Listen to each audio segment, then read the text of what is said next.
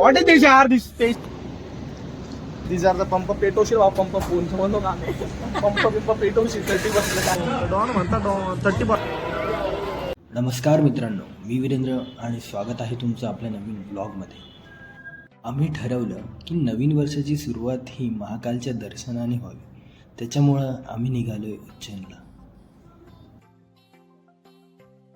असा विषय झाला की आपण चाललो होतो उज्जैनला आणि त्या आरसी बुक भेटत नाहीये. आरसी बुक काय असतं माहिती आहे अरे जागीच पडलं तो, त्यामुळे मी हसलो, नाही तर लगेच किती हार्टलेस आहेस तू. विचारायचं काय? अरे बोलो की मला ब्लॉग करायचा आहे.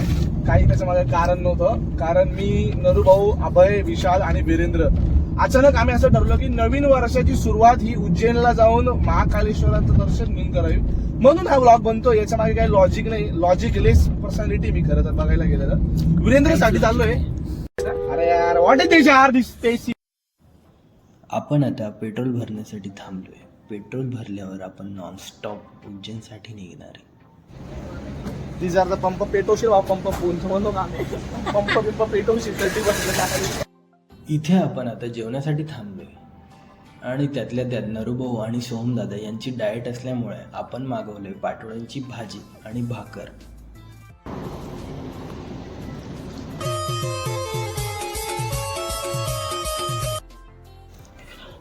पेट्रोलच्या झाकणाचा विषय सॉर्ट आऊट केल्यानंतर आपण आता थांबलोय गाडीत ऑइल भरण्यासाठी. अनप्लॅन ट्रिप असल्यामुळे ऑन द स्पॉटच कार्यक्रम चालू आहे सगळे. विशाल आणि अभय त्यांची नसती ती क्रिएटिव्हिटी दाखवण्याचा प्रयत्न करताय.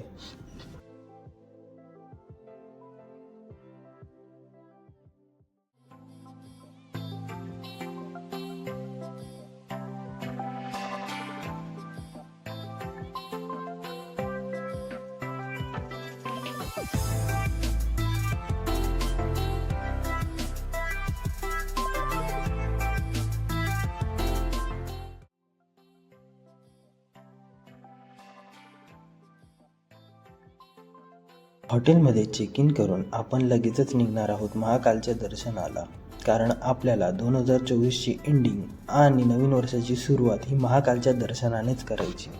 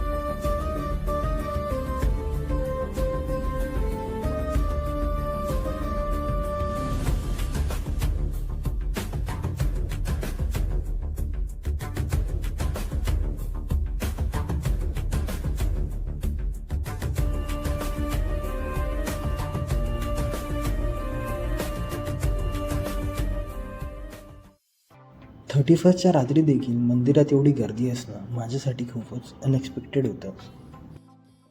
महाकालचे दर्शन झाल्यानंतर जास्त काही बोलण्याची इच्छाच झाली नाही, त्याच्यामुळं आपण ब्लॉग सरळ सकाळीच चालू करतो आणि आपण आत्ता जातोय कालभैरव महाराजांच्या दर्शनाला. महाकाल आणि कालभैरव यांचे दर्शन घेतल्यानंतर मनामध्ये एक वेगळी प्रसन्नता आणि शांती जाणवते. त्यांचे तेजस्वी रूप, मंत्रोच्चार आणि पवित्र वातावरण यामुळे मन एकदम शांत आणि आध्यात्मिक होते. ही अनुभूती शब्दात मांडणे कठीण आहे, पण ती अनुभवल्यानंतर मात्र आयुष्याला नवी ऊर्जा आणि सकारात्मकता मिळते.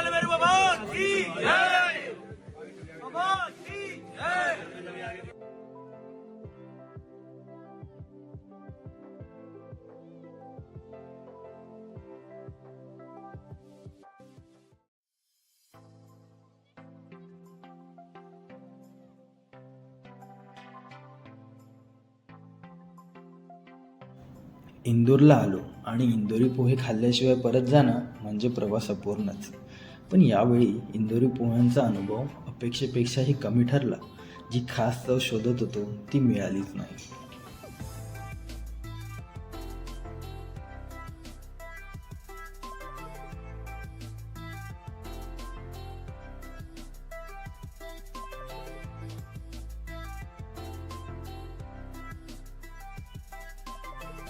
इंदोरहून परत निघालो आणि जिथे जाताना जेवलो होतो तिथेच परत थांबलो. अचानक झालेला हा प्लॅन आणि माझा पहिलाच ब्लॉग तुम्हाला कसा वाटला ते कमेंट करून नक्की सांगा. भेटूया पुढच्या ब्लॉगमध्ये.